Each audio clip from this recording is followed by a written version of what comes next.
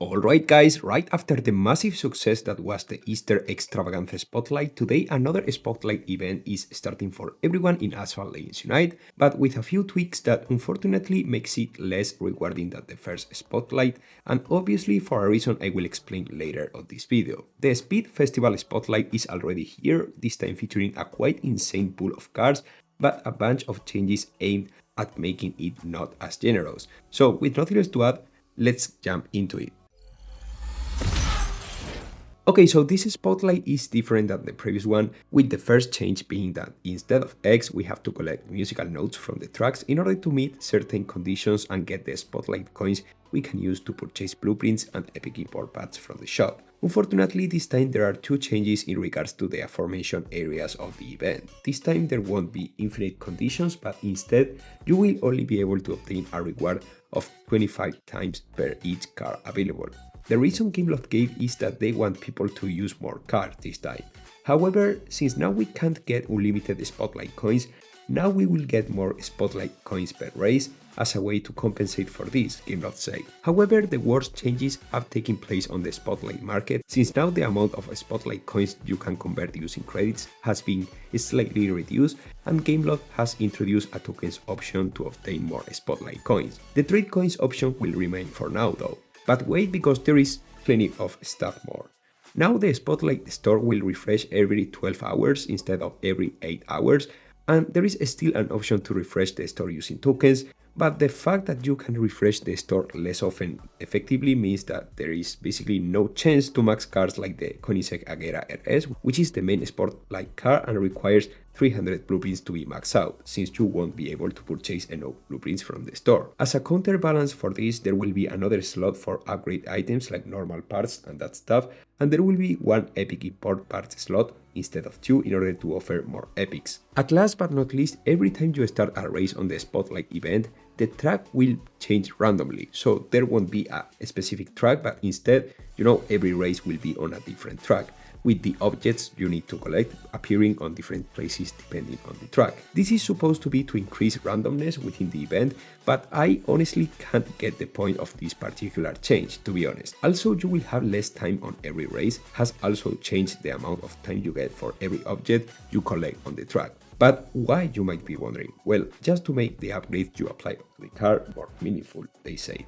But now I will go straight on topic, guys. Gameloft introduced all of these changes basically because the first Spotlight was just way too good to be true. A newcomer could start an account from scratch and get the Bugatti Pure Sport completely for free, and I will be honest, I can understand that if Gameloft lives literally from selling cars on this game and they release an event so generous that gives a few cars like the ones we can see completely for free, it would be a matter of time until they started losing money, because let's remember that there will be a Spotlight event on every single season as far as we know, and if each Spotlight event has 5 cars, it would mean 60 free cars for everyone every year, and this is of course if the event remained as it used to be.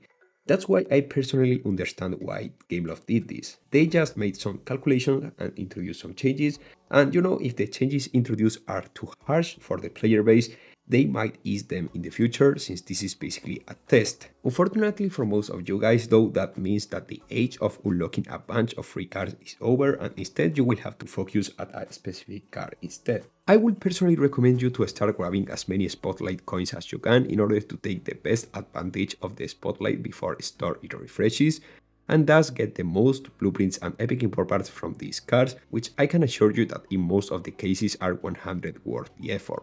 So now let's take a look into each one of these Spotlight cards so you can have an idea of how good or bad each one of those are. Alright, so let's begin with the main dish, and that's no more and no less than the Koenigsegg Agera RS. That's right, the card that used to be exclusive from the Almost Deceased class store is making a grand comeback for this Spotlight, giving the chance to grab some blueprints for everyone interested on this card. Overall, I have to admit that the Koenigsegg Agera RS is a great card given its top speed of over 500 km per hour, a decent nitro efficiency for such a massive top speed, and well, the handling is not a piece of cake, but it could have been way worse, so all in all, this car is quite nice to have in your garage. It's not one of my favorites though, but it still does the job. Right below the Koenigsegg Agera RS we have what, in my honest opinion, is easily one of the best cars not only of its entire class, but also of the entire game.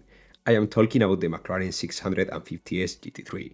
Guys, this car is an absolute delight to drive. Huge acceleration combined with an immense nitro duration and handling makes this car an authentic pleasure for all your senses. The top speed is not as crazy as all the other stats though, but it's not bad for the rank where it's placed either. So in general, I can certainly say that I will personally pick this car over the Koenigsegg Agera RS for this specific spotlight, but only because I love this car so much, and if you have plenty of top speed oriented S-Class cars already, you know you won't feel the need to use the Agera RS as often.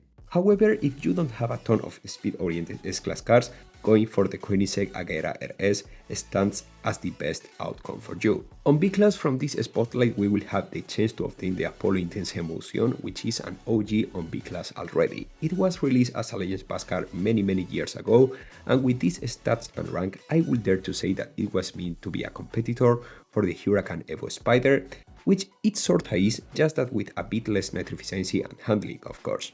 The top speed is quite nice and the acceleration is not bad either, but these days B-Class is quite saturated with similar cars to this one, so I wouldn't necessarily recommend you to go for the Apollo Intense Emotion during this Spotlight event, since this car even had some car hunts in the past, so it's not extremely rare to find these days. At last but not least, on this Spotlight we have the Mazda Furai, which is straight up the least useful car you can obtain from the entire Spotlight event, honestly.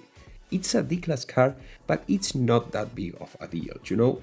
Only its top speed kinda makes a difference around its rank, but aside from collection purposes, I definitely wouldn't go for it, since the nitro, handling and drift radius, you know, are quite like weak for the rank where it's placed. Of course, this is my recommendation and each one of you guys are free to act as you prefer. At the end of the day, it's your account, you know?